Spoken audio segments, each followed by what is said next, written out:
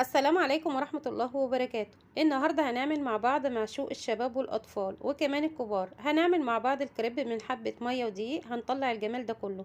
شايفين ما شاء الله اللهم بارك، الكريب تحفة مقرمش، حاجة كده تفتح النفس، جميل جدا.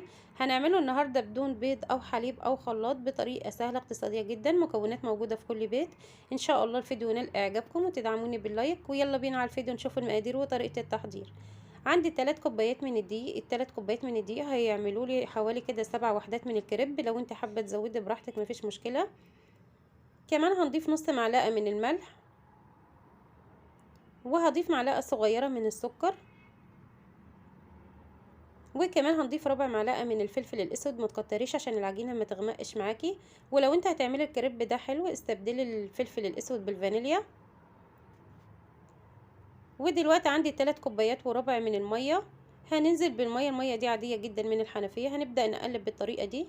الوصفة سهلة جدا يا بنات، مش محتاجة خلاط ولا محتاجة مضرب كهربائي.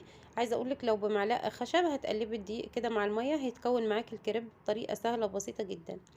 هننزل بالمية بالطريقة دي، بس ال3 كوبايات وربع طبعا كانوا قليلين، احتجت نص كوباية بعد كده هنزودها. يعني ال3 كوبايات من الدقيق خدوا معايا 4 كوبايات الا ربع من المية. هقلب بالطريقة دي.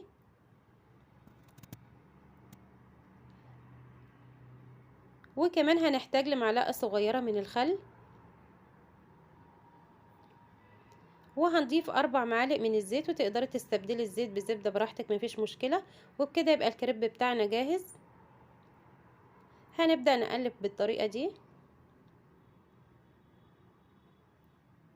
حسيت كده ان العجينة تقيلة، دلوقتي هنجيب نص كوباية من المية.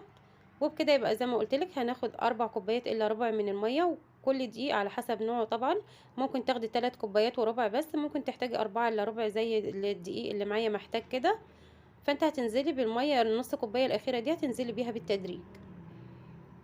اتمنى منك لو اول مره بتشوفي قناتي يا ريت تشوفي فيديوهاتي وتقيميها، ولو شايفاني بقدم محتوى هادف واستحق اللايك اتمنى تدعميني باللايك والاشتراك وتفعيل الجرس عشان يوصلك مني كل جديد.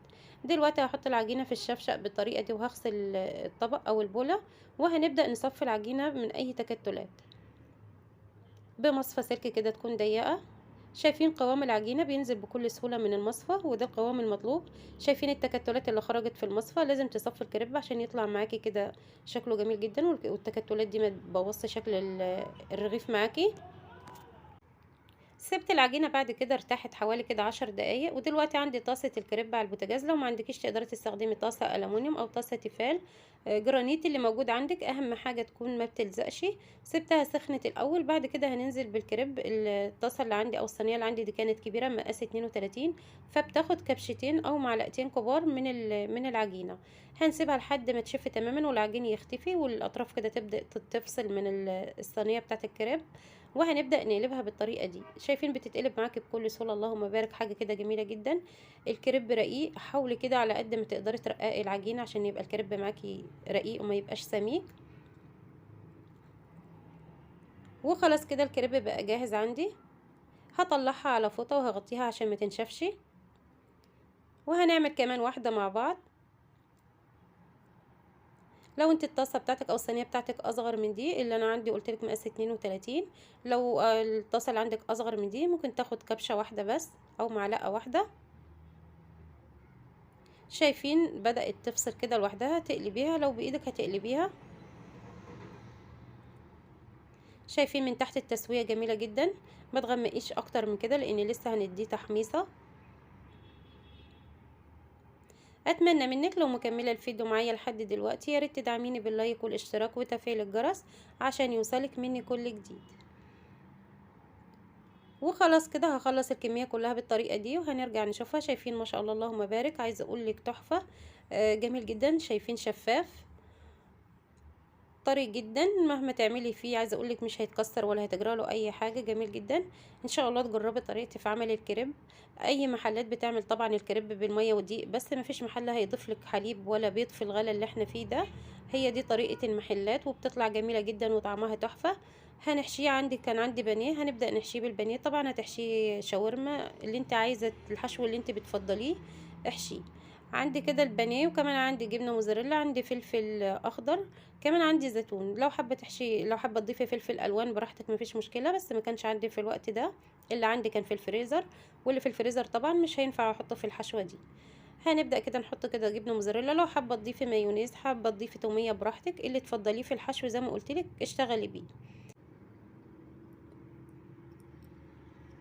كمان كنت عامله كاتشب في البيت زي ما قلت لك، لو حابه تضيفي مايونيز براحتك. وهنبدأ نقفل السندوتش بالطريقة دي. شايفين؟ هنحط الحشوة في التلت وهنبدأ نتني التلتين بالطريقة دي. شايفين السندوتش ما شاء الله جميل جدا.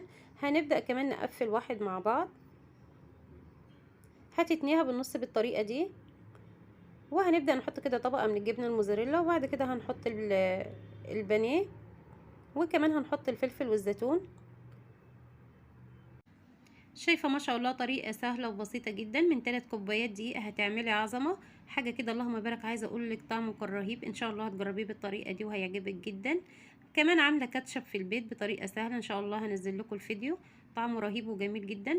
ضفت كده الكاتشب، ما تكتريش، واللي عايز بعد كده يضيف اثناء التقديم. وخلاص قفلت السندوتش بالطريقة دي. دلوقتي هنروح على البوتاجاز. عندي الطاسه اللي عملنا فيها الكريب، هضيف فيها كده بس معلقه واحده من الزيت. ولازم تضيفي يا بنات معلقه من الزيت عشان الكريب ياخد معاكي تحميصه حلوه كده ويبقى مقرمش. هوزع معلقه الزيت بالطريقه دي وهسيبها تسخن الاول، وبعد كده هننزل بالكريب. اول ما هضيف الكريب ههدي النار وهخليها وسط عشان ادي فرصه كده للكريب ان هو يتحمص حلو.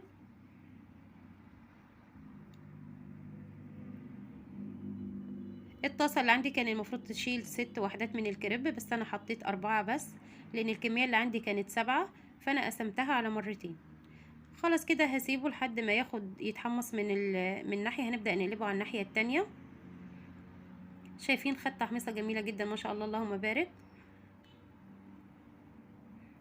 هتبدأي تقلبي كده فيه كل شوية لحد ما ياخد اللون اللي انت عايزاه، او ياخد التحميصة المطلوبة. وهنبدأ كمان نحطه على الجوانب عشان كله كده ياخد لون واحد وياخد تحميصة واحدة. طريقته سهله وبسيطه وجميله جدا، وان شاء الله هتعمليه واولادك هيفرحوا بيه. وعايزه اقول لك بعد الفيديو ده استحاله تشتري كريب تاني من بره، لان فعلا مش مكلف. طريقته جميله جدا، عامله حاجه مضمونه لاولادك في البيت، انت عاملاها بايدك، عارفه نفسك حطيتي ايه فيه وعملتي ايه. شايفين شكله ما شاء الله، اللهم بارك. هخلص الكميه كلها بالطريقه دي وهنرجع نشوفها مع بعض. شايفين ما شاء الله، اللهم بارك، حاجه كده تحفه. ان شاء الله هتجربيها هيعجبك جدا. كمان عايزه اقولك الكاتشب ده طريقته تحفه. شايفين الجبنه الموزاريلا من جوه ما شاء الله، اللهم بارك، كده حاجه تحفه. ان شاء الله تجربيه. والكريب مقرمش جدا من بره وطعمه رهيب. ان شاء الله الفيديو يكون نال اعجابكم، وتدعميني باللايك والاشتراك وتفعيل الجرس عشان يوصلك مني كل جديد. واشوفك في فيديو جديد، ومع السلامه.